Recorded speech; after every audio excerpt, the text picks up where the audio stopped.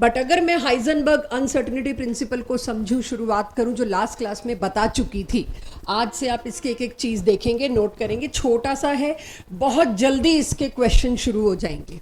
सो अब अगर मैं देखूं हाइजेनबर्ग अनसर्टेनिटी प्रिंसिपल क्या कहता था, इसका मतलब था it is not possible to measure simultaneously both the position and momentum of any microscopic particle। किसी भी माइक्रोस्कोपिक पार्टिकल की दोनों चीज़ों को आप प्रिसाइज नहीं मेजर कर सकते हो। एक तो गलत आएगा, एक काफ़ी प्रिसाइज आएगा। कोई अगर आप कोशिश करोगे दोनों चीज़ें बड़ी प्रिसाइज आए, पॉसिबल ही नहीं है, आप सोच भी नहीं सकते। और उसी को डिटेल में पढ़ना है कि ऐसा कैसे, क्यों, उसको आज प्रॉपर मैथमेटिकल डिटेल में पढ़ेंगे। सो उन्होंने इतना बोल के जान नहीं छुड़ाई, उन्होंने एक चीज़ और साथ में इसका calculation with proof of formula, everything is given. और वो क्या, बहुत से और सवालों के जवाब, जो सवाल आपने पूछे ही नहीं आज हम पूछेंगे और उनके जवाब मिलेंगे हमको। उनका ये कहना था गलती तो होगी, कितनी वो बाद की बात है, गलती तो होगी। तो लेट्स सी, उन्होंने कहा एरर इन पोजीशन, दिख रहा है सबको डेल्टा एक्स, डेल्टा मतलब एरर, चेंज इन पोजीशन, कि इलेक्ट्रॉन की पोजीशन आपने कहा न्यूक्लियस से ये इतनी दूर है, it can not be exact, थोड़ी गलती तो आपकी मेजरमेंट देगी, जितनी भी गलती देगी देखी जाएगी, बट है गलती, और that mistake is delta x. Similarly error in momentum, momentum क्या होता है, एंगुलर मोमेंटम बात हुई थी MVR, लेकिन सिंपल मोमेंटम क्या होता है, उसका सिंबल है P और उसका मतलब है मास into velocity, M into V। तो गलती इन पोजीशन, गलती इन डेल्टा P, या गलती in momentum, error in momentum, और इसको जो हम एरर लिख रहे हैं, जल्द ही अभी जब हम क्वेश्चंस पे शिफ्ट होंगे तो वी विल फाइंड इस एरर को हम अब क्या बोलना शुरू कर देंगे, अनसर्टेनिटी। अनसर्टेनिटी लिखने में मेरा टाइम बहुत वेस्ट हो रहा है, बोलने में मेरा टाइम बहुत वेस्ट हो रहा है, टू सेव माई एनर्जी में एरर एरर बोलूंगी, but it is actually uncertainty. तो अनसर्टेनिटी इन पोजीशन क्या होती है बच्चों, it is delta x. Uncertainty in momentum क्या होती है, डेल्टा पी। उन्होंने कहा दोनों की अनसर्टेनिटी का product is either greater than और इक्वल टू h/4π। h/4π से या तो इक्वल होगा या बड़ा होगा। This is Heisenberg's uncertainty principles mathematical statement. Theoretical ऊपर पढ़ी, मैथमेटिकल नीचे पढ़ी। h पाई सबको पता है क्या होता है, वही प्लैंक्स चल रहा है, राइट।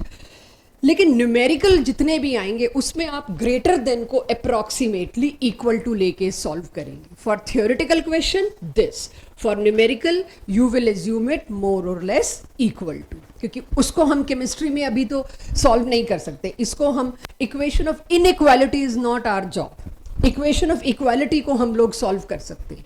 तो क्या सबके पास ये आ गया? एक चीज जो अलग कलर से हम लिखते हैं, अलग से एरो लगा के लिखते हैं, वो हाईली इंपॉर्टेंट चीजें होती हैं। We are measuring both across same axis, दोनों की मेजरमेंट एक ही एक्सिस में हो रही है, तभी ये अनसर्टेनिटी प्रिंसिपल एप्लीकेबल है। पता चले पोजीशन आप एक्स एक्सिस में यहां देख रहे हो, वेलोसिटी आप वाई एक्सिस में देख रहे हो, दिस इज नॉट पॉसिबल। तो हाइजेनबर्ग अनसर्टेनिटी प्रिंसिपल की स्टेटमेंट थ्योरेटिकल और उसकी स्टेटमेंट मैथमेटिकल। आई होप हम सबके पास आ गई है, ठीक है। आगे चल सकती हूँ मैं थोड़ा सा? हाँ जी।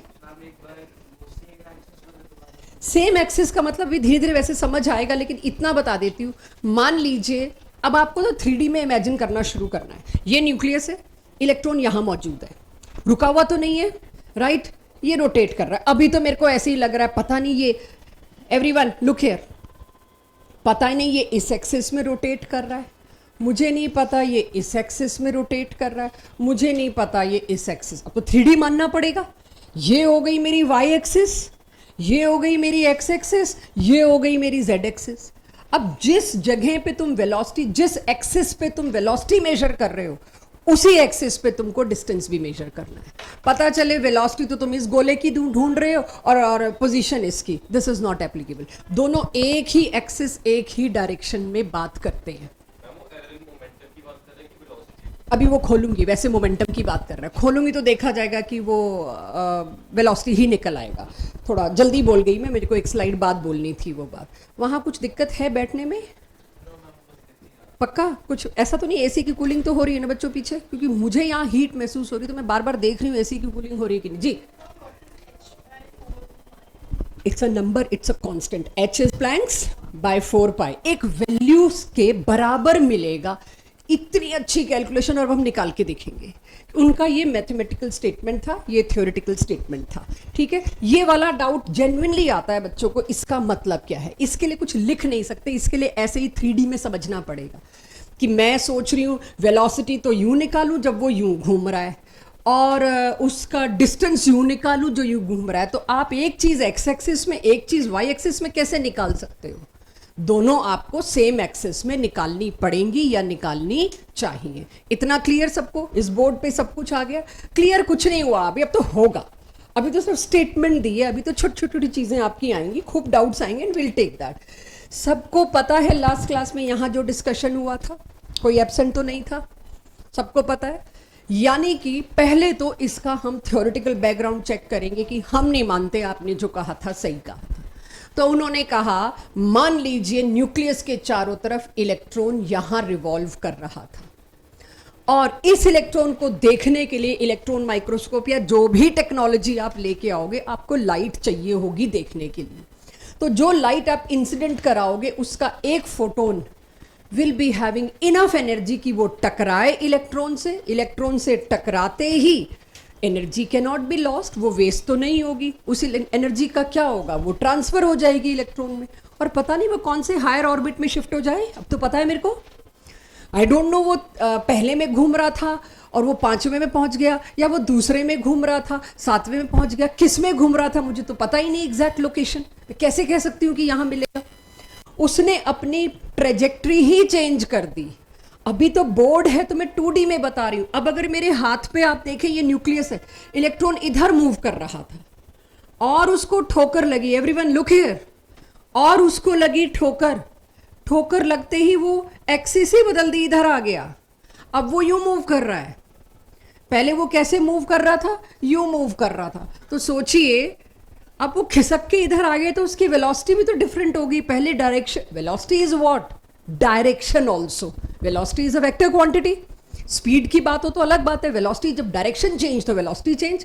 कि पहले उसको धक्का इस डायरेक्शन में लग रहा था, अब धक्का उसको इस डायरेक्शन में लग रहा है, तो वेलोसिटी ऑल्सो चेंजेस।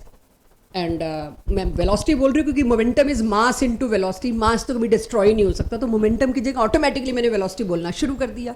पोजीशन भी बदल गई। तो जब तक तुम फोटोन यूज करोगे तब तक तुम्हें प्रिसाइज तो देखने को कुछ नहीं मिलने वाला, दोनों में से। मतलब दोनों एक साथ प्रिसाइज नहीं मिलने वाले। बार बार हम क्या कह रहे हैं? साइमल्टेनियसली।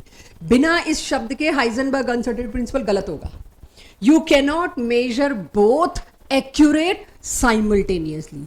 इसका मतलब क्या है? शायद एक एक करके नापे तो एक्यूरेट आ सकता है, बोथ साइमल्टेनियसली नहीं आ सकता, ये बोला उन्होंने। अब इस बात का थोड़ा सा पोस्टमार्टम करते हैं। ये आ गया है सबके पास? जी नहीं, फिर तो वो खिसक गया। खिसक गया तो मेरे पास नई पोजीशन ये आई, और मैं इसको ऑब्जर्व करके बता रही हूँ इलेक्ट्रॉन इधर है। आई डोंट नो इलेक्ट्रॉन यहां कैसे पहुंचा।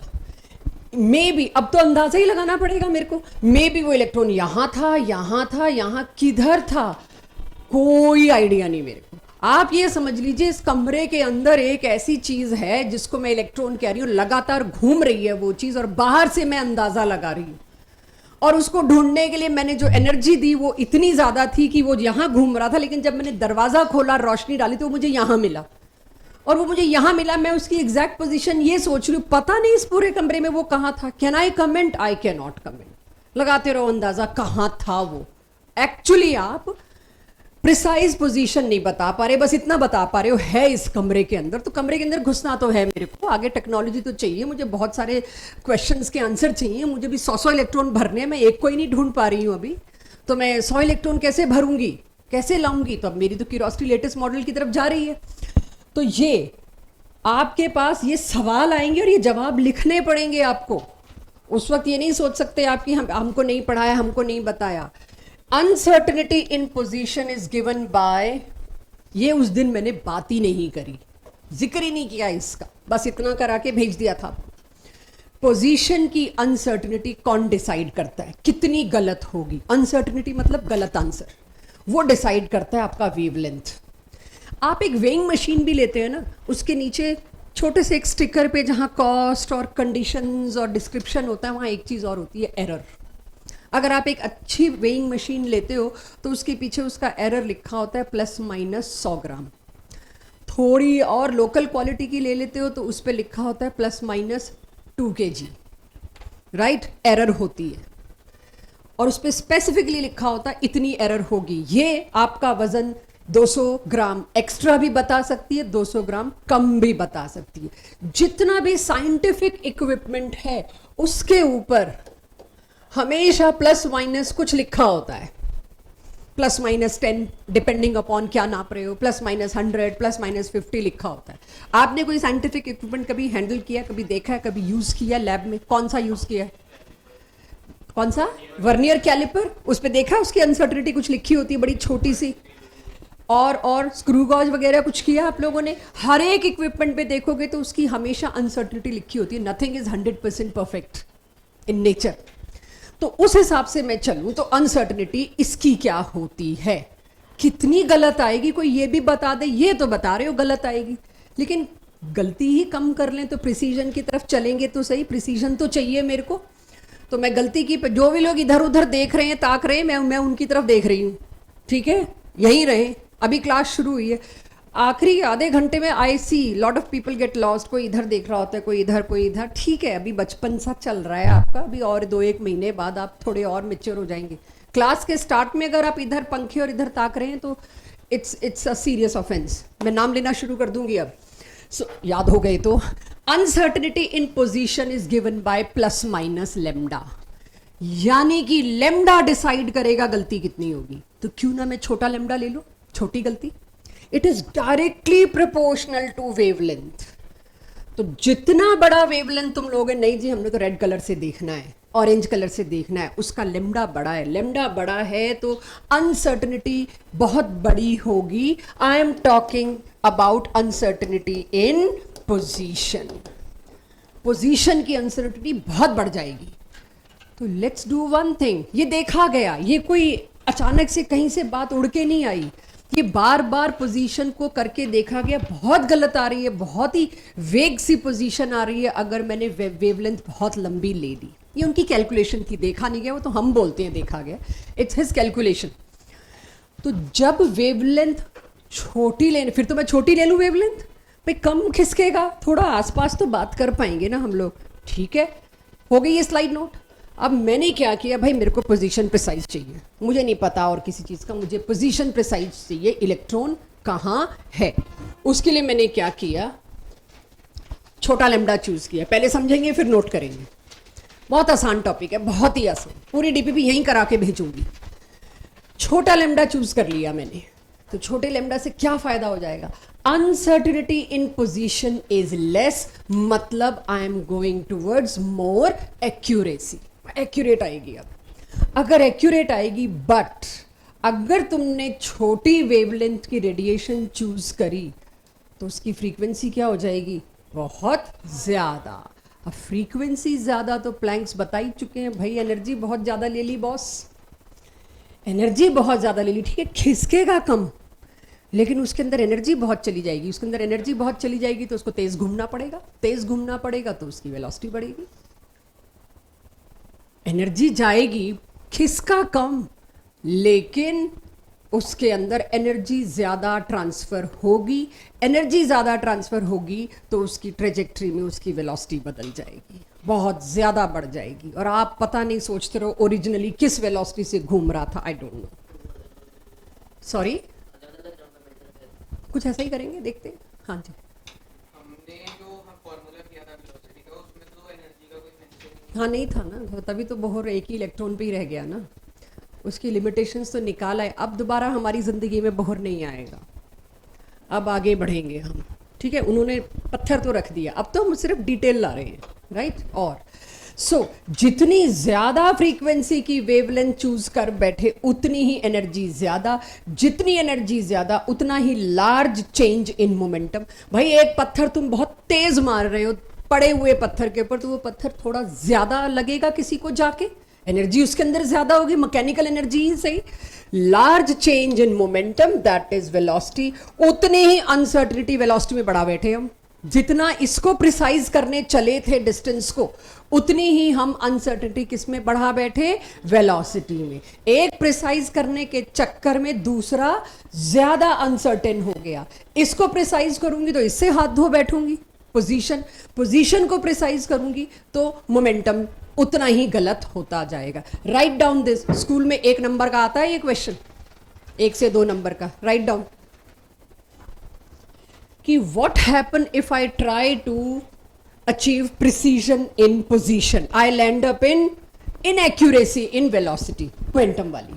अगर मैंने छोटी वेवलेंथ ली, किस चक्कर में ली, position should be precise, more और लेस प्रिसाइज। उसके चक्कर में फ्रीक्वेंसी क्या हो गई, बड़ी। फ्रीक्वेंसी जितनी बड़ी, I know E is equals to h nu. जितनी बड़ी फ्रीक्वेंसी उतनी ज्यादा एनर्जी। ये एनर्जी जब फोटोन से इलेक्ट्रॉन के अंदर गई तो large change in momentum. Momentum होता है कितनी तेजी से वो दौड़ रहा है, जितना ज्यादा मोमेंटम उतना तेज वो दौड़ेगा। मोमेंटम 2 चीजों के टकराने से एक से दूसरे में ट्रांसफर होता है। अगर एक स्टेशनरी बॉल है और एक चलती हुई बॉल उस पर मारते हो आप, तो वो स्टेशनरी बॉल अपने आप चलने लगती है। वो क्या होता है, वो मोमेंटम ट्रांसफर होता है, एक से दूसरे के अंदर मोमेंटम ट्रांसफर होता है। तो जब आप हाई एनर्जी दोगे तो उस एनर्जी के फोटोन की जो एनर्जी है वो उसके मोमेंटम में ट्रांसफर होगी। High change, large change in momentum. क्योंकि मुझे पता है, और मैं अगली स्लाइड पे लूंगी ही, मोमेंटम होता है मास इनटू वेलोसिटी। अच्छा, मास तो इलेक्ट्रॉन का फिक्स्ड है, तुम इसमें जितना चेंज करोगे उतना ही चेंज इसमें होता जाएगा। तो तुम जितनी कोशिश कर रहे हो पोजीशन एग्जैक्ट करने की, उतनी ही वेलोसिटी इनएक्यूरेट होती जा रही है। चलिए और आएंगे सवाल आपके, हम उसको भी लेंगे। अब उनके मैथमेटिकल फॉर्मूले को जरा ओपन अप करती हूं मैं। अभी तक मैं मोमेंटम की जगह वेलोसिटी बोले जा रही थी, ये सोच के कि मोमेंटम का फॉर्मूला बच्चों को पता है। तो उनकी मैथमेटिकल इक्वेशन क्या थी, डेल्टा एक्स। पूरे चैप्टर का अगर सबसे आसान क्लास और सबसे आसान टॉपिक है तो ये है। मेरे को ये नहीं समझ आ रहा है मैं कौन कौन से क्वेश्चन लूं, क्योंकि सारे इजी हैं।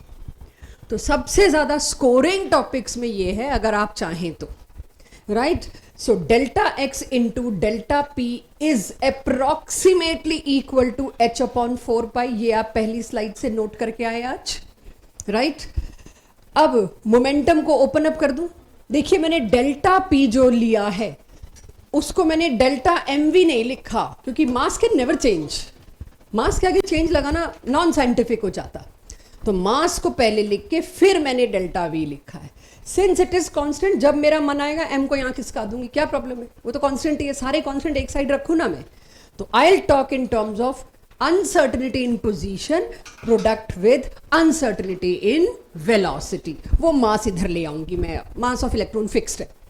सो position and momentum along the same axis, तभी ये फॉर्मूला एप्लीकेबल है, अदरवाइज ये फॉर्मूला तुम नहीं लगाओगे। यही ट्रिक अकेली बचती है इस पूरे टॉपिक में।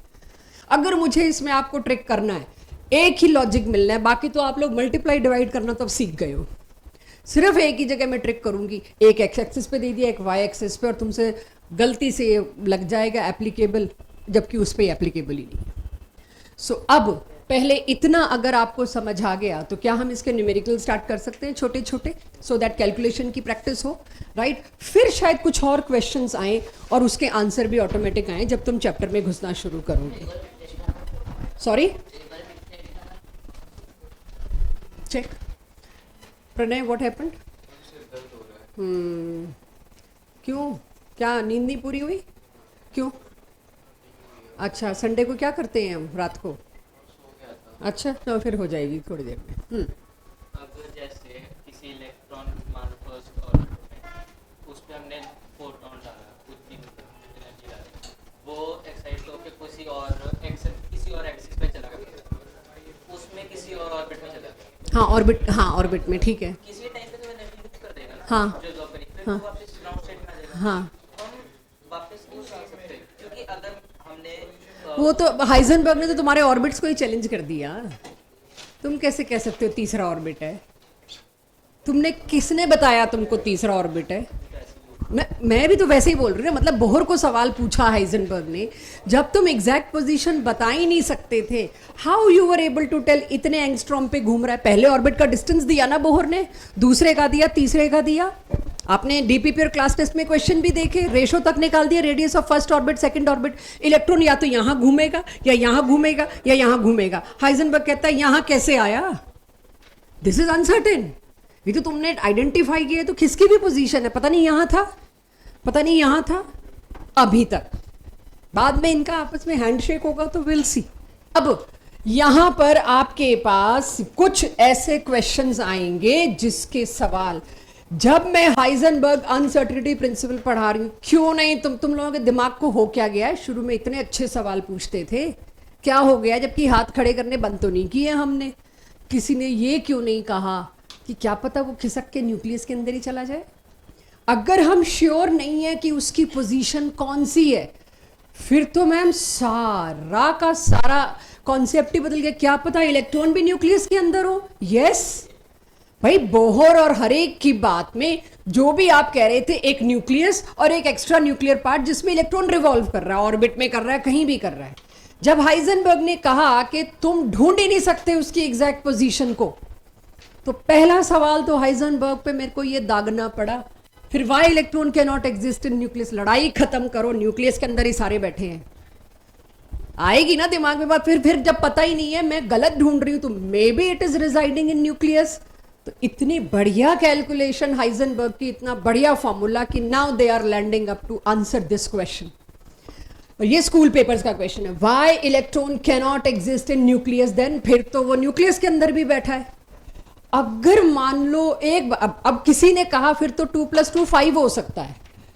अगर कोई कहता है 2 + 2 5 इज रॉन्ग, प्रूव करो। छोटी क्लासेस में मैथ्स के ऐसे क्वेश्चन आए होंगे, 2 + 2 is 5, if it is wrong prove. तो पहला काम क्या करते हो, लेट्स एज्यूम 2 + 2 5 होता है, फिर एंड में आके बताते हैं इसमें कोई ना कोई मैथ्स की एक प्रॉपर्टी फॉलो नहीं हो रही, मीन्स एजम्पशन वाज रॉन्ग। तो लेट्स एज्यूम अगर इलेक्ट्रॉन न्यूक्लियस में बैठा होता तो क्या होता। इफ न्यूक्लियस के अंदर इलेक्ट्रॉन है तो why electron can not exist in nucleus. तो उसकी स्टार्ट मैं क्या कर रही हूं, अगर इलेक्ट्रॉन न्यूक्लियस के अंदर है, चेक, ये रहा न्यूक्लियस और ये मेरी इमेजिनेशन में जो एटम चल रहा था, अब तो उसकी धज्जियां उड़ रही हैं बट चल तो यही रहा था। ये है मेरे पास न्यूक्लियस। कोई मेरे को याद दिलाएगा न्यूक्लियस का रेडियस क्या था, रेंज? राइट। तो आप देख लीजिए, रदरफोर्ड के न्यूक्लियस के रेडियस को आज तक माना हुआ है, हाइजेनबर्ग ने भी माना है, जो कि इम्पॉसिबल बता रहे हैं बाकी सारी चीजों को। इस न्यूक्लियस का रेडियस 10 की पावर -15 मीटर्स। मुझे सबकी नजरें यहाँ चाहिए, ये मैं दोबारा नहीं बता पाऊंगी, टाइम बड़ा लगेगा इतना माहौल बनाने में। अगर हाइजेनबर्ग कहता है मान लो इलेक्ट्रॉन न्यूक्लियस के अंदर है, उसमें पोजीशन एग्जैक्ट नापने में अनसर्टेनिटी तो आनी है। ज्यादा से ज्यादा गलती क्या आ सकती है? अगर मैं कहती हूँ वेइंग मशीन पे रख के मेरे को 20 किलो वजन तोलना है, ज्यादा से ज्यादा गलत से गलत वो कितना हो सकती है, 20 का 40 दे दे या 20 का 0 दे दे। मैक्सिमम मिस्टेक उसके वेट से ज्यादा तो नहीं हो सकती जितना तोल रहे हो तुम। मैक्सिमम अनसर्टेनिटी वही होती है। तो कहते हैं मान लो, अगर तुम्हारी बात मान ली इलेक्ट्रॉन न्यूक्लियस के अंदर बैठा है, उसकी अनसर्टेनिटी ज्यादा से ज्यादा, मैं बड़ी से बड़ी वेवलेंथ उठा के ले आई, मैक्सिमम अनसर्टेनिटी कितनी हो सकती है? यही गलती हो सकती है ज्यादा से ज्यादा। चलो मान ली, ये क्या है, अनसर्टेनिटी इन पोजीशन, ये क्या है, मास, ये क्या है, अनसर्टेनिटी इन वेलोसिटी। अगर न्यूक्लियस के अंदर होता कभी तो अनसर्टेनिटी इतनी भी आ सकती थी, प्रैक्टिकली आ सकती थी। तो उससे वेलोसिटी क्या आती? अगर तुम वेलोसिटी कैलकुलेट करोगे ना, ये इधर ले आए, ये इधर ले आए, कैलकुलेट सिर्फ 10 की पावर्स करोगे तो 10 की पावर मीटर/सेकंड की रेंज में होगी वेलोसिटी। हाईएस्ट वेलोसिटी अर्थ पे किसकी है? लाइट की, जिसकी वैल्यू क्या है, 10 की पावर 8 मीटर/सेकंड। तुम्हारी गलती 10 की पावर 12 में आ रही, इम्पॉसिबल है। लाइट की वेलोसिटी से ज्यादा गलत क्या दे सकते हो तुम? मैक्सिमम रेंज वेलोसिटी की अनसर्टिनिटी में क्या हो सकती थी कि भाई 10 की पावर 8 की रेंज वाली। यहां तुम्हारी वेलोसिटी की अनसर्टिनिटी की रेंज क्या आ रही है? 10 की पावर 12। It is impossible. इतनी मिस्टेक आना इम्पॉसिबल। क्यों? क्योंकि एग्जिस्ट ही नहीं करती ये वेलोसिटी। जो वेलोसिटी एग्जिस्ट ही नहीं करती वो उतनी गलती कैसे एग्जिस्ट कर सकती है? तो व्हेन दिस इज इम्पॉसिबल तो तुमने अनसर्टिनिटी जो ली है वो इम्पॉसिबल है। अनसर्टिनिटी इम्पॉसिबल है, इसका मतलब न्यूक्लियस के अंदर तो इलेक्ट्रॉन पॉसिबल ही नहीं है मिले। Note down, absorb it. जब कोई चीज देख नहीं पा रहे तो ऐसे ही होते हैं आंसर्स। ओके, नोट करिए पहले एक बार इसको, फिर समझाती, ताकि नोट करते करते एक दो लोगों को और कुछ खटके तो वो भी दोबारा सुने। Yes, I will explain it again. ये न्यूमेरिकल आता है स्कूल पेपर्स में। Explain why electron cannot exist in nucleus. Note करो, फिर दोबारा समझाती। यहां तो अनसर्टिनिटी पे ही बात चल रही है ना। एग्जैक्ट वैल्यू तो तुम देखो, सुनो, जो तुम वेलोसिटी की वैल्यू निकाल रहे थे बोहर के फॉर्मूला से, वो एग्जैक्ट थी ही नहीं। यही बात ये कर रहा है, उसमें कुछ गलती थी। गलती की रेंज की बात हो रही है। गलती की रेंज कभी भी एक्चुअल अमाउंट से ज्यादा नहीं हो सकती। अगर इलेक्ट्रॉन लाइट की वेलोसिटी से भी ट्रेवल कर रहा होता तो भी, मुझे तो नहीं पता एग्जैक्ट कितनी वेलोसिटी से। अच्छा, ये मत आप समझो कि हम एग्जैक्ट नहीं निकाल पा रहे तो इसका मतलब हमारी अनसर्टिनिटी की कोई लिमिट नहीं है। गलती छोटी होती है, थोड़ी बहुत होती है, आसपास ही होती है। तो ये कह रहे हैं कि गलती तो आसपास ही होनी चाहिए, राइट? तो 10 की पावर 12 में ही तुम्हारी मिस्टेक आ गई। तुम कितने दूर हो ओरिजिनल वैल्यू से, विच इज नॉट पॉसिबल। जैसे कि एक वेइंग मशीन जिस पे आपने 20 किलो वजन तोलना है, लिमिट ही उस वेइंग मशीन की 20 किलो है, और आप उस पे 20 किलो का आर्टिकल रखते हो, तो क्या वो वजन 0 किलो देगी? कभी। मैक्सिमम गलती 0 किलो होगी, जो कि पॉसिबल नहीं है। फिर भी मैं हाइपोथेटिकली सोचूं तो 0 kg। तो अपने उसके एक्चुअल वैल्यू से तो ज्यादा नहीं हो सकती ना गलती। तो एक्चुअल वैल्यू मैक्सिमम अर्थ पे वेलोसिटी की है 10 टू द पावर 8 मीटर पर सेकेंड। उससे भी ज्यादा गलती, क्या बात कर रहे हो? पॉसिबल ही नहीं है। This is. और कुछ किसी को? मैम उस वक्त ये कैसे पता था कि 10 टू द पावर 8 की मैक्सिमम वेलोसिटी है लाइट? लाइट की वेलोसिटी आ चुकी थी। वो तो हमने यार शुरू में ही कर लिया, जब इलेक्ट्रोमैग्नेटिक वेव थ्योरी ने बता दिया था सारी रेडिएशन, लाइट का photon, everything is moving with 3 × 10 की पावर 8 मीटर पर सेकेंड। और आज भी पता है, अब मैं तो आज पे आ रही हूँ, लेटेस्ट मॉडल पे आ रही हूँ कि मैक्सिमम वेलोसिटी इज दिस 10 की पावर 8 ऑन अर्थ। तो गलती इतनी बड़ी कैसे हो सकती है? क्या पता लाइट से भी फास्ट नहीं है ना, आज तक आया नहीं ना अभी तक। जब होगा तो फिर बात कुछ और करेंगे। अभी तक किसी भी scientific equipment, scientific process, scientific calculation में एरर की भी एक लिमिट होती है।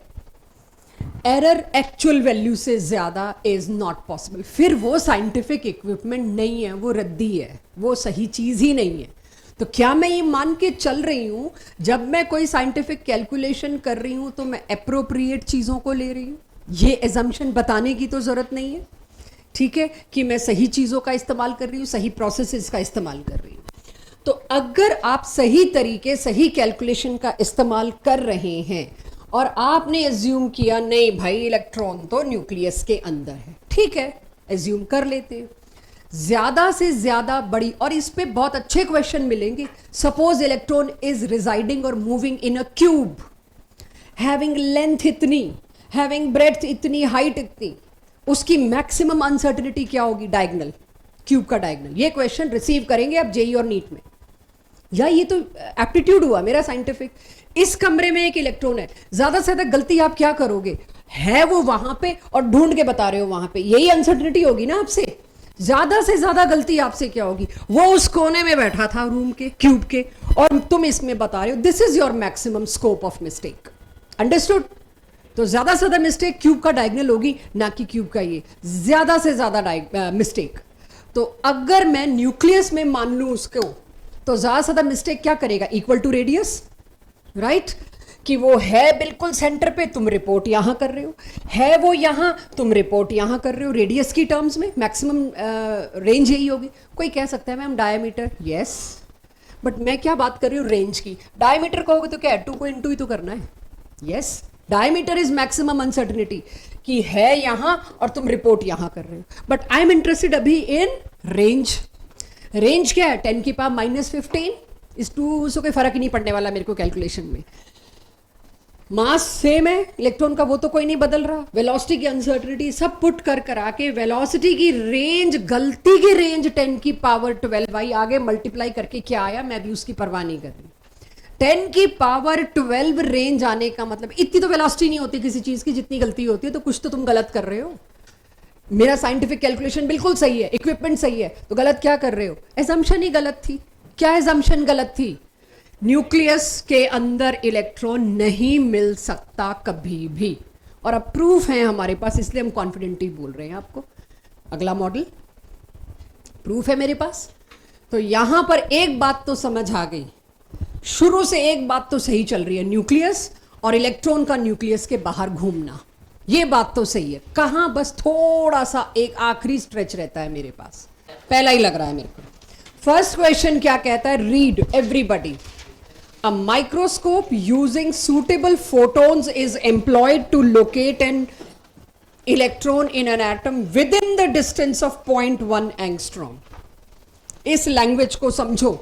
एक इलेक्ट्रॉन को हम लोकेट करने की कोशिश कर रहे हैं with in an atom with in a distance of 0.1 angstrom.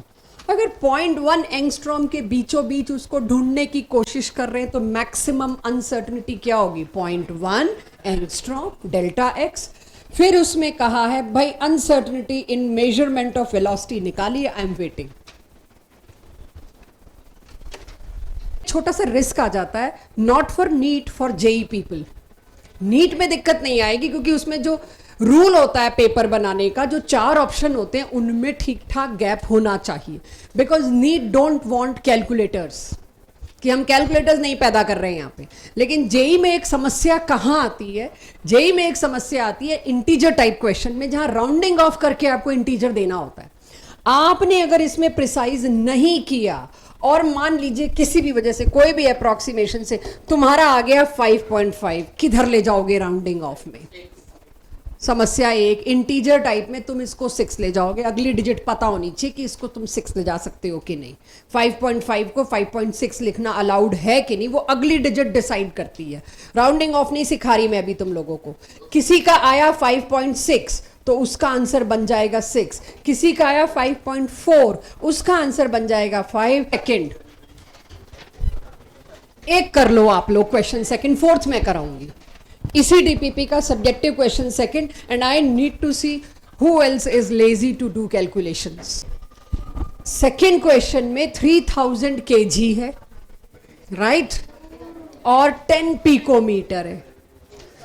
अब पिको को आपको किस में कन्वर्ट करना है? 10 की पावर -12 में।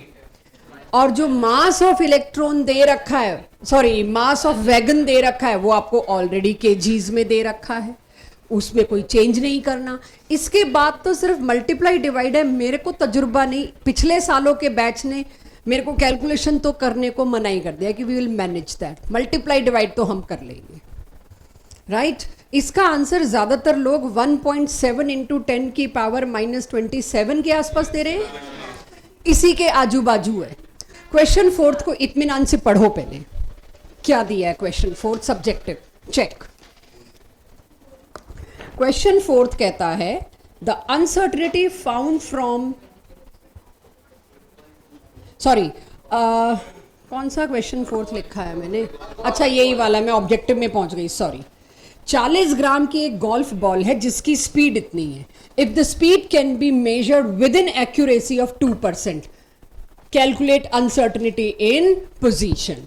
तो अब उसमें मेरे को 40 ग्राम तो मास दे दिया, राइट, वेलोसिटी ये दे दी, स्पीड की एक्यूरेसी करिए, इसको यहां देखे बिना करिए, यानी कि 2% दे दी मेरे पास अनसर्टेनिटी इन स्पीड। 1 मिनट देना, 1 मिनट, मेरे को भी कुछ याद आ रहा है, 1 मिनट। 2% स्पीड एक्यूरेसी का क्या मतलब है? जो वेलोसिटी थी उसमें 2% की एक्यूरेसी थी, मतलब अनसर्टेनिटी 2% का रिस्क था। तो मेरे को डेल्टा वी कैसे निकालना है? 2% ऑफ 45, 2% ऑफ 45 मतलब 2/100 ऑफ 45। ये मेरा डेल्टा वी आएगा, इस डेल्टा वी को मैं यहां पुट करूंगी और मेरे को अनसर्टनिटी इन पोजीशन पूछी है, मैं निकालूंगी without asking any question. Please put values. इसमें ग्राम को अगर मेरे को केजी में कन्वर्ट करना है तो क्या करूंगी, 1000 से डिवाइड करूंगी। तो ये एक गलती कराने के लिए क्वेश्चन चूज किया था मैंने। एसआई यूनिट किसी को याद है कि ग्राम ही पुट कर दे। लास्ट वाले में 300 किलो 3000 किलो दिया था मैंने वैगन का मास, यहां ग्राम दिया है। इत्मीनान से करिए इसको, यहां सिर्फ गलतियां करवा रही हूं मैं आपसे कि परसेंटेज आएगी तो क्या करोगे। ये थे स्कूल पेपर के क्वेश्चन। अनसर्टेनिटी, कोई कैलकुलेशन में स्लो है, not to mind, better late than never. धीमा करते हैं, करिए, be proud of your self कि आप कर रहे हैं बस। चलिए इसके ऑब्जेक्टिव पे आते हैं। इसका ऑब्जेक्टिव, क्योंकि मैंने देख लिया आप सिर्फ कैलकुलेशन में ट्रैप हो रहे हो और किसी में नहीं। इसका ऑब्जेक्टिव पढ़ो और मेरे साथ करो। पढ़ो क्वेश्चन थर्ड, इसी का ऑब्जेक्टिव क्वेश्चन थर्ड पहले करेंगे, फिर फर्स्ट और सेकंड की बात करते हैं। The uncertainties in velocities of two particles A and B are 0.05 and 0.02 meter per second respectively. The mass of B is 5 times the mass of A. What is the ratio of uncertainty in positions? और साफ तौर पे दे भी रखा है कौन सा ratio मांगा है, चेक A by B। अब क्वेश्चन, ऐसे क्वेश्चन सबसे आसान माने जाते हैं, नॉन कैलकुलेटिव बट बड़ा फोकस्ड। ए पार्टिकल का अनसर्टेनिटी वेलोसिटी में दे रखी है, बी की दे रखी है, मैंने गिवन चीजें नोट करनी है सबसे पहले। और उसके बाद मेरे को mass of B is 5 times mass of A दे रखा है। मैं ऐसे क्वेश्चंस में अक्सर कई बार रिवर्स कर देती हूँ, ये मेरा मैन्युफैक्चरिंग डिफेक्ट है, तो please put a check on me also कि मैं ये 5 कहीं यहाँ ले जाना था, ये आप चेक करेंगे, आपकी रिस्पॉन्सिबिलिटी। मैं वैसे ही बोलती हूँ, मोक्ष बोलने का तरीका है, ठीक है। So x A by x B का रेशो चाहिए। तो सबसे पहले क्या अब हाइजेनबर्ग अनसर्टेनिटी प्रिंसिपल के मैथमेटिकल फॉर्मूले को हम इतना हैंडल करने लायक हो गए कि सीधे हम लिख सके डेल्टा एक्स ए, वो जो इसका मल्टीप्लाई में एम डेल्टा वी था वो नीचे चला गया होगा, एच अपॉन 4 पाई, और ये सारा किस में चल रहा है, अपॉन में, into mass of A into velocity की uncertainty of A, divided by x B क्या होगा, delta x B, h upon 4 pi. ये 3 क्वेश्चन आपको घुसाया, इसीलिए घुसाया। 1 मिनट दे दो बच्चों, 1 मिनट, कोई गलती है तो बाद में बात कर लेंगे, ठीक है। This into m b this, सब कुछ ये तो कट कटा जाना है, राइट। जो चीज नीचे थी वो मैंने नीचे कर दी, जो चीज ऊपर थी मैंने वो ऊपर कर दी। अब मास ऑफ बी कितना दे रखा है ऊपर मेरे को, 5 टाइम्स ऑफ ए। मैं पूरा एलैबोरेटिव बता रही हूँ, पिटाई लगेगी बच्चों की अब अगर इसमें गड़बड़ आए तो तुम लोग। ये पूरा वाला अपॉन है, हाँ तो 2-1 लोग फिर कह रहे हैं मैम ए और बी उल्टा हो रहा है, मतलब मैं एक स्टेप बचाया, बस मैंने ना बचाऊं। थैंक यू, मेरी सांस में सांस आई कि मैंने ठीक किया। तो जस्ट आपको एक फ्लेवर दिया जा रहा है कि कैसे क्वेश्चन आपसे एक्सपेक्टेड है। फर्स्ट और सेकंड करो, थर्ड मैंने कराया। आंसर दो, ओरल क्वेश्चंस है लिटरली, शायद एक आधा। फर्स्ट तो ओरल है, क्या होगा आंसर? अवनीत कोई आंसर नहीं दे रही है आज। 6th क्वेश्चन मेरे साथ करना है क्योंकि ये अपने आप में एक टॉपिक भी है, it is a topic in itself. अब आ जाइए क्वेश्चन 6th की second statement, which itself is a theory और समथिंग विच वी से एक्सटेंडिंग इन हाइजेनबर्ग, वो मेरे साथ पढ़ेंगे। अब इस स्टेटमेंट के थ्रू ये टॉपिक पढ़ा रही हूं, पहले से पढ़ाती बहुत सारा बोरिंग स्टफ इकट्ठा हो जाता आपके पास। क्या ये क्वेश्चन कंडीशन क्या दे रहा है, देखिए क्वेश्चन 6 में स्टेटमेंट नंबर 2 में सिर्फ कंडीशन पढ़िए। अगर uncertainty in measurement of position and uncertainty in measurement of momentum किसी इलेक्ट्रॉन का बराबर आ जाता तो आगे की बाद में सोचते हैं। यानी कि ये कंडीशन दी है everyone, delta x if equals to delta t, ये सिचुएशन मेरे को दी। तो उस सिचुएशन में इस फॉर्मूले में दोनों की वैल्यू बराबर है तो दोनों को डेल्टा पी लिख दूं। किसी का दिल करे दोनों को डेल्टा एक्स लिख सकता है, लेकिन मैंने क्यों नहीं लिखा अभी थोड़ी देर में पता चलेगा। तो delta P square H upon 4 पाई, क्या मैं डेल्टा पी को खोल के एम डेल्टा वी लिख सकती हूँ? और इसके स्क्वायर को इधर पहुंचा के क्या कर दिया मैंने, स्क्वायर रूट। अब ध्यान से, ये जो m डेल्टा v था उसका m उधर ले जाऊं, लेकिन वो स्क्वायर रूट के अंदर तो नहीं आएगा, वो तो बाहर आएगा। अच्छा, अब यहां पे बस कर सकते तो चाहते, इस क्वेश्चन में यहां पर बस किया जा सकता था, लेकिन नहीं, हमने तो तंग करना है सामने वाले को, उसका केमिस्ट्री में मैथमेटिकल स्किल चेक करना है, एप्टीट्यूड चेक करना है। तो उसको ये भी दिमाग में होना चाहिए, भाई 1/4 स्क्वायर रूट को मैं बाहर निकाल के 1/2 कर सकता हूं। फिर उसके बाद वो m साथ लिखा, और मेरे पास वेलोसिटी के बारे में यह है, अगर ये इक्वालिटी की जगह मैं वही यूज कर रही होती दिस, तो एज इट इज चल रहा होता। अब देखिए क्या स्टेटमेंट 2 करेक्ट है? अरे क्या दिक्कत है? पाई की जगह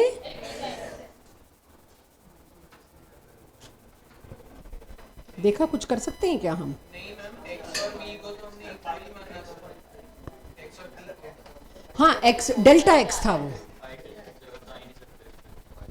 डेल्टा एक्स था वो। मुझे लगता है इस एक्स सिंबल की जगह यहाँ कुछ और देने वाले थे हम, ये एक्स सिंबल पाई होना चाहिए था, क्योंकि मेरे को पता है क्वेश्चन मैंने प्लान किया था। ये जो एक्स आया है ना बेटा, इसको काट के पाई कर लो। एक्चुअली ये एक्स गलत आ गया, ये पाई होगा, ये टाइप करने वाले से गलती हो गई, बस उसे केमिस्ट्री नहीं आती। ठीक है, इस एक्स को काट के पाई कर लीजिए। ये बहुत अच्छे क्वेश्चंस में है कि आपको इतना खेलना आ जाए इस इक्वेशन के साथ। इसी के ऊपर एक और क्वेश्चन है, सेम, पन्ना पलटो और क्वेश्चन नंबर 11 पे आओ। मुझे नहीं पता क्या, but your time starts now. Question 11 next topic पे, that is developments leading to latest model. Latest model की तरफ कौन लेके गया? हाइजेनबर्ग ने तो पिछले मॉडल को ही खराब कर दिया कि आप बता ही नहीं सकते कि इलेक्ट्रॉन एग्जैक्टली कहां और कितनी वेलोसिटी से घूम रहा है। तो अब फिर क्या करें? लेटेस्ट मॉडल की तरफ कौन लेके गया होगा? किसने वो सोच सिखाई जिसके बाद कोई लिमिटेशन नहीं आई, सब सेट हो गया, कोई गलती नहीं जिसमें आज तक भी। तो वो मॉडल की तरफ ले जाने वाले थे scientist de Broglie. Scientist de Broglie ने एक कॉन्सेप्ट दिया। उन्होंने कहा, जब हमें किसी ने बता दिया है कि 200 साल तक तुम इलेक्ट्रॉन की प्रिसाइज लोकेशन, प्रिसाइज वेलोसिटी निकाल ही नहीं सकते, तो उस तरफ टाइम, पैसा, एनर्जी लगाना छोड़ो, अब इट इज इम्पॉसिबल। तो अब तक जो तुम कर रहे थे या हम कर रहे थे, वो कर रहे थे इलेक्ट्रॉन की लोकेशन ढूंढने की कोशिश। इलेक्ट्रॉन की लोकेशन ढूंढने की कोशिश was waste of time. Stop doing it. फिर क्या करें? तो डी ब्रॉगली का कहना था, जैसे मैंने लास्ट क्लास में कह के भेजा था, एक चूहा है जो हर वक्त भाग रहा है, उस चूहे को ढूंढने की, लोकेट करने की टेक्नोलॉजी तुम्हारे पास नहीं है, ला ही नहीं सकते अगले हजारों साल तक। लेकिन एक टेक्नोलॉजी डी ब्रॉगली ने बताई कि मेरे पास एक ऐसी टेक्नोलॉजी है जिससे चूहे की पूंछ को एग्जैक्ट ढूंढा जा सकता है। अगर मुझे चूहे की पूंछ दिख गई तो क्या मैं ये कह सकती हूँ वही चूहा होगा? हाँ या ना? जुड़ाई तो होगा। तो बस सिर्फ अप्रोच बदल दी डी ब्रॉगली ने। उन्होंने कहा, don't waste your time in finding this mouse, not possible, but I can give you a machine, I can give you a binocular which will able you to see its tail. If you are able to locate the tail, you know where the mouse is. Am I right? तो उन्होंने total सोच और approach बदल दी। अब तुम electron देखने की कोशिश मत करो। तो उन्होंने क्या किया? उन्होंने कहा, जैसे कि फोटोन लाइट का डुअल नेचर था कि नहीं? डुअल नेचर, उसको हम उसकी वेवलेंथ रिपोर्ट कर रहे हैं, उसके रिफ्लेक्शन देख रहे हैं, उसके रिफ्रैक्शन देख रहे हैं, दूसरी तरफ ये भी देख रहे हैं कि एनर्जी एक पैकेट में बंद होके आ रही है, एक बाउंड्री में बंद होके आ रही है। जब लाइट यानी कि फोटोन का डुअल नेचर हो सकता है, सिमिलरली हर मैटर का भी डुअल नेचर होता है, जैसे कि piece of chalk, ball, anything like a moving electron. हर मैटर जो कि मूव कर रहा है उसका भी डुअल नेचर होता है। Suppose this pen, if it is stationary, it has only one nature, that is matter, but if it is moving, it has one more nature, that is wave nature. आपने animations में, cartoons में या कुछ scientific hi fi animations में एक चीज देखी होगी, जब वो सुपर हीरोज जो होते हैं वो एक जगह से दूसरी जगह कूद रहे हैं तो उनका वो कलर, उनकी वो रेडिएशन सी दिखाते हैं हमेशा, मतलब कुछ फेड होता हुआ उनका जाता है कि एक जगह से दूसरी जगह जा रहे हैं तो वो इलेक्ट्रीफाइंग स्पीड से जा रहे हैं, और इलेक्ट्रीफाइंग स्पीड से जा रहे हैं तो जिस भी कलर में उनको रिप्रेजेंट किया है वो कलर कॉम्बिनेशन पीछे दिखता है छूटता सा, जैसे वेव है। ये कोई फिक्शन नहीं है, ये सच है। कोई भी चीज अगर मूव करती है तो उसके साथ एक वेव जुड़ जाती है, एसोसिएटेड, वो वेव उसको छोड़ के नहीं जाती।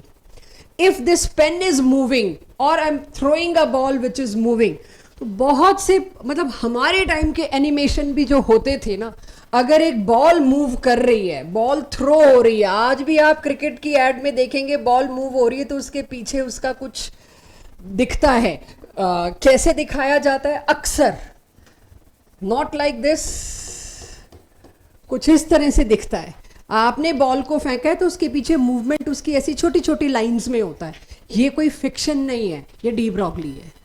11th क्लास में आके समझ आता है जितने भी साइंटिफिक फिक्शन चीजें हैं उसमें अगर सुपर हीरो एक जगह से दूसरी जगह जा रहा है तो उसके पीछे उसकी एक टेल सी, उसके फेडिंग कलर्स क्यों दिखाए जाते हैं? बिकॉज ये एक तय बात है, हर मैटर, मूविंग मैटर के साथ उसकी वेव होती है। बॉल कहीं से भी कहीं जा रही है, पीछे उसकी वेव भी साथ जुड़ी हुई जा रही है, उसको छोड़ती नहीं है, जैसे चूहे की पूंछ। हर मूविंग मैटर के साथ वेव एसोसिएटेड होती है, हमेशा होगी। Every matter, whether it is piece of chalk or it is cricket ball or a moving car, but if something is stationary there is no wave। क्या ये वही वेव है जो इलेक्ट्रोमैग्नेटिक थी? नहीं। वेव जो अपने सोर्स को छोड़ रही है वो थी रेडिएशंस जिसमें एनर्जी थी। ये सोर्स को छोड़ नहीं रही, ये हमेशा अपने सोर्स के साथ चिपकी हुई है, एसोसिएटेड, जुड़ी हुई है। तो साइंटिस्ट डी ब्रॉगली ने कहा क्योंकि हर मैटर का डुअल नेचर होता है, तो उसके साथ जो डुअल नेचर के साथ, यानी कि क्या नेचर होता है? मटेरियल भी as well as material and wave, दोनों नेचर है। ऐसी वेव जो किसी मैटर के साथ जुड़ी है, the wave associated with the matter is called matter wave और आर कॉल्ड मैटर वेव्स। यानी एक बॉल अगर फेंकी जा रही है उसकी वेव्स हैं, आपको दिख नहीं रही, वो बात अलग है, राइट? एक कार मूव कर रही है उसके साथ एसोसिएटेड वेव्स हैं, आपको दिख नहीं रही, वो बात अलग है। तो आप ये नहीं कह सकते नहीं है ही नहीं कुछ जी, हमें नहीं दिख रहा, दिख रहा है और वो वेव है। अच्छा ठीक है, कह दिया आपने वेव है, अब हमें तो प्रूफ और कैलकुलेशंस चाहिए। तो डी ब्रॉगली ने कहा मैं यहां बात खत्म नहीं कर रहा, मैं आपको उस वेव को नापने का फॉर्मूला भी दे रहा हूं। तो वो जो फॉर्मूला हमको मिला, आप बेशक नोट मत करें, अगली क्लास यहीं से शुरू होगी, आप समझ लें। जैसे हाइजेनबर्ग लास्ट क्लास में समझा था तो आज मुझे फायदा हो गया थोड़ा सा।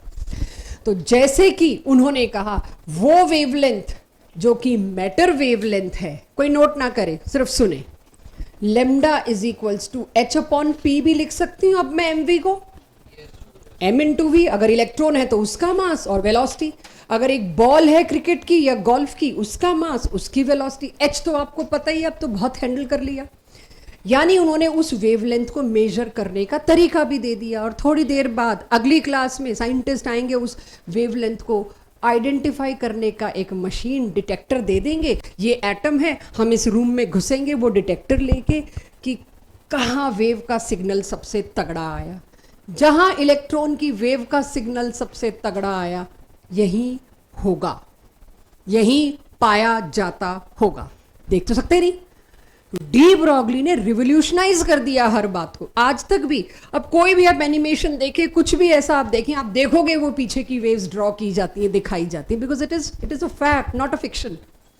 तो उन्होंने इस लेमडा को नापने का तरीका भी दे दिया, lambda is h upon p. तो क्या मैं ये बात कह सकती हूं lambda is inversely proportional to momentum? H क्या है? कांस्टेंट ही तो है, प्लैंक्स। तो लेमडा इज, ये लेमडा वो लेमडा नहीं है जो आप पहले लेक्चर में पढ़ के आए इलेक्ट्रोमैग्नेटिक रेडिएशन में, उसमें lambda is c by nu, वो अलग था। ये कौन सी वेव्स हैं? Matter waves. तो क्या wavelength is inversely proportional to m, ये कह सकती हूँ? मुझे देखना है कितने लोगों ने सुना और कितने लोग बस इस जल्दबाजी में जल्दी से टेस्ट दें, क्लास खत्म करें। मुझे देखना है कितने लोगों ने सुना। ये सामने लिखा, एक 300 ग्राम की क्रिकेट बॉल और एक 100 ग्राम की गोल्फ बॉल, किसकी वेवलेंथ बड़ी होगी? हल्की बॉल की वेवलेंथ बड़ी होगी। कुछ पूछ रहे हो? मतलब इसका ये मतलब हुआ कि वेवलेंथ होती है पर मास इतना ज्यादा बड़ा होता है कि हम देख नहीं सकते। एग्जैक्टली ये मेरी अगली क्लास है। और इलेक्ट्रॉन का मास बहुत कम होता है इसलिए वो डिटेक्ट हो जाती है। इसलिए हम देख पाए, आंखों से नहीं, वेवलेंथ के डिटेक्टर ने डिटेक्ट कर लिया। वो मैंने कहा ना, एक मशीन लेके चली मैं, एक्चुअली मेरे पास अब वेवलेंथ को मेजर करने के डिटेक्टर, आइडेंटिफाई करने के डिटेक्टर तो पहले ही पड़े थे। काश किसी ने पहले बता दिया होता तो हम इतना प्रॉब्लम में ही ना आते। ये मेरी नेक्स्ट क्लास है। आज की क्लास में, हाँ जी, हल्की चीज की वेवलेंथ बड़ी होगी। हाँ ठीक है, पर मेरा उसमें काम नहीं चल रहा ना, मैं तो अभी जहां तक पहुंची हूं वहां तक ही, अभी आगे आएगा, क्यों नहीं आएगा। बट मैं मास पे क्यों पहुंची हूं, एक बेसिक बताने के लिए। जितना छोटा मैटर, इस पे टेस्ट में क्वेश्चन है, कहीं ये मत सोचना मैं टाइम यूटिलाइज कर रही हूँ। टेस्ट छपा पड़ा है, क्वेश्चन है, मैं वहां ले जा रही हूँ कि मेरे को क्वेश्चन ना छुड़वाना पड़े। तो पैकिंग ना करने लग जाना बच्चों, अभी दिमाग खुला रखिए। जब आप थक रहे होते हैं ना, असली स्टेमिना तब बनता है। आपको अगर रोज आदत है स्विमिंग में 12 लेंथ मारने की, उतनी तो आपके शरीर को आदत है। असली स्टेमिना कब होगा? जब 12 के बाद 13, 14, 15, 16 आएंगी कि हाय मर गए, बस वही पहुंचाना है, हाय मर गए, तभी आउटपुट आएगा। सो जब आप थकते हैं, मैं तब सबसे ज़्यादा खुश होती हूँ। This is the time when I can increase your stamina, which is our job. तो ध्यान से, जितनी हल्की चीज उतनी वेवलेंथ ज्यादा, जितनी वेवलेंथ ज्यादा उतनी आपकी आंखें देख पाएंगी, उतना ही आपका डिटेक्टर आइडेंटिफाई कर पाएगा। सोचो ना, इलेक्ट्रॉन का मास किस रेंज में है? 10 की पावर -31, और उससे लेमडा कितना बड़ा आएगा? इतना बड़ा लेमडा, एरर का चांस ही नहीं। इतनी बड़ी वैल्यू में थोड़ी एरर आती है। एरर आती है जब बहुत छोटी वैल्यूज में हो, तो उसी हिसाब से इक्विपमेंट होते हैं। तो जब मास कम तो वेवलेंथ ज्यादा। अब आप कहो नहीं, मैंने तो क्रिकेट की बॉल फेंकी, मेरे को तो पीछे कोई पूंछ नहीं दिखी। तुम्हारी आंखें इस लायक नहीं है कि देख सको, लेकिन हमारे पास कुछ ऐसा होता देखने के लिए तो दिखती जरूर, क्योंकि होती है। उसके डिटेक्टर्स में डिटेक्ट हो गई, और क्या सबूत चाहिए मेरे को? तो यानी कि अगर तुम लोगों को एक सिंपल सा मैं न्यूमेरिकल दूं, जी क्रिकेट की बॉल है 300 ग्राम, वो 10 मीटर पर सेकंड की वेलोसिटी से जा रही है, मैटर वेवलेंथ निकालो, निकाल लोगे? H/mv। इसमें किसी को कोई और डाउट? तो मैं वेट कर रही हूँ डी ब्रॉगली में। कोई ऐसी मैटर वेव है जिसको हम देख सकते हैं? नहीं नहीं, बिना किसी मतलब अनएडेड आई से नहीं देख सकते।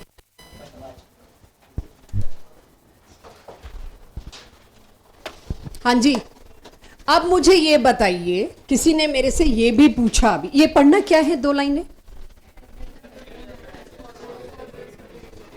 हैवी द मैटर इज, बात हो गई इस बारे में। हम कुछ कर ही नहीं सकते अगर आप हैवी मैटर लोगे। इट मींस आज के दोनों प्रिंसिपल्स जो हमने पढ़े, Heisenberg uncertainty principle as well as de Broglie wavelength, दोनों के दोनों are not applicable in day-to-day life. They are only significant when we talk about microscopic object like proton, helium, neon, electron। ऐसी छोटी microscopic चीजें जब होंगी, दोनों principal तभी एप्लीकेबल है। Understood everybody? तो डी ब्रॉगली के बारे में ये मैं नोट आज नहीं करा रही, लेकिन मुझे एक चीज और बताइए, फॉर्मूला बताना क्या था डी ब्रॉगली का?